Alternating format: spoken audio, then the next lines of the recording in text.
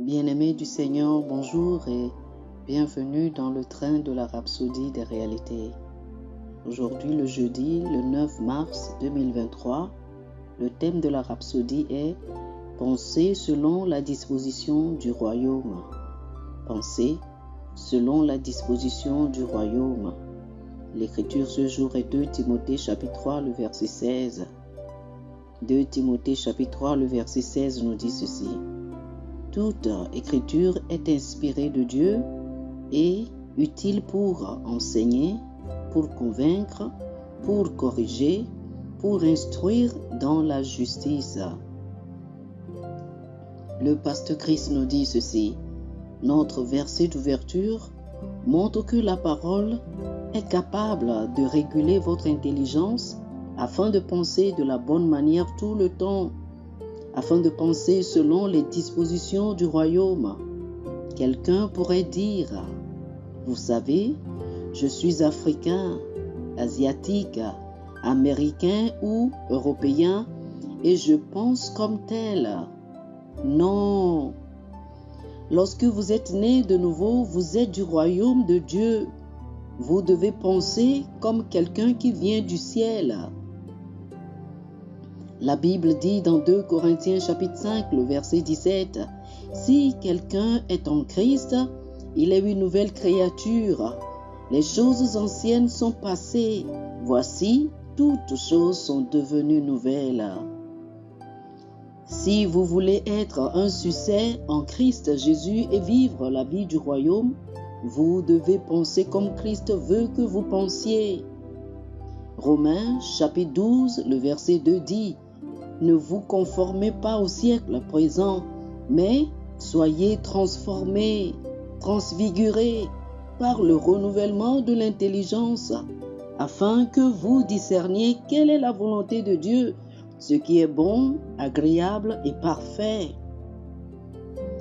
Le fait de marcher dans la parole de Dieu et d'avoir l'intelligence renouvelée par la parole est la chose la plus facile pour un chrétien, parce que la parole est votre vie. Vous êtes nés de la parole, selon 1 Pierre chapitre 1, le verset 23. Vous avez la vie de la parole. Il est donc facile pour votre perception, votre conception de la vie, de provenir de la parole. Il est facile pour vous de penser et de vivre selon la disposition du royaume et d'avoir des résultats du royaume. Oh, alléluia! Chers amis, faites cette confession avec moi. La parole de Dieu est ma vie. Elle régule mon intelligence pour penser et vivre selon la disposition du royaume et avoir des résultats du royaume. Alors que je médite continuellement sur la parole, mon intelligence est programmée pour produire des victoires et l'excellence. Oh, gloire à Dieu. Alléluia. Pour une étude approfondie, je vous prie de lire Romains chapitre 12, le verset 2, 2 Corinthiens chapitre 5, le verset 17 et 1 Timothée chapitre 4, le verset 15. Romains chapitre 12, le verset 2, 2 Corinthiens chapitre 5, le verset 17 et 1 Timothée chapitre 4, le verset 15. Que le Seigneur vous bénisse. Amen. Chers amis auditeurs, nous espérons que vous avez été bénis par ce dévotionnel. Nous vous invitons à faire de Jésus-Christ le Seigneur de votre vie.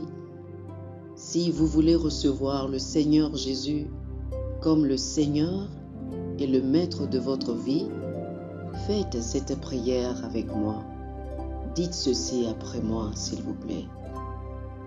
Ô Seigneur Dieu, je crois de tout mon cœur en Jésus-Christ, Fils du Dieu vivant. Je crois qu'il est mort pour moi et Dieu l'a ressuscité des morts.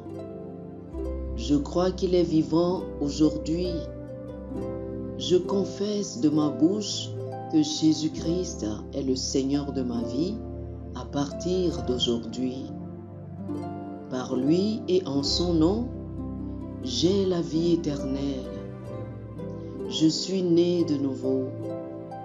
Merci Seigneur d'avoir sauvé mon âme. Je suis désormais un enfant de Dieu. Alléluia. Félicitations, vous êtes désormais un enfant de Dieu.